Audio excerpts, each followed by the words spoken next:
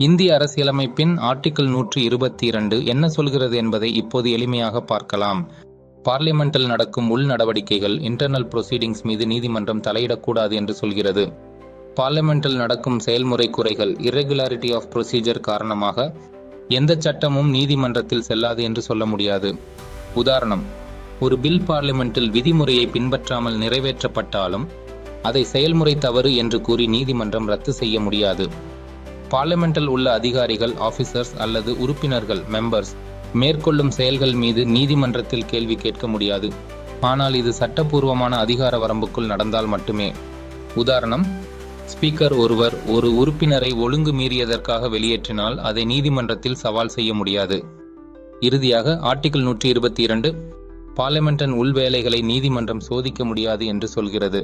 இதனால் சட்டமன்றத்தின் சுயாதீனம் independence of legislature காக்கப்படுகிறது. ஆனால் அரசியலமைப்பை மீறினால் நீதிமன்றம் தலையிட முடியும். Like, comment, share and subscribe for other articles of Indian Constitution.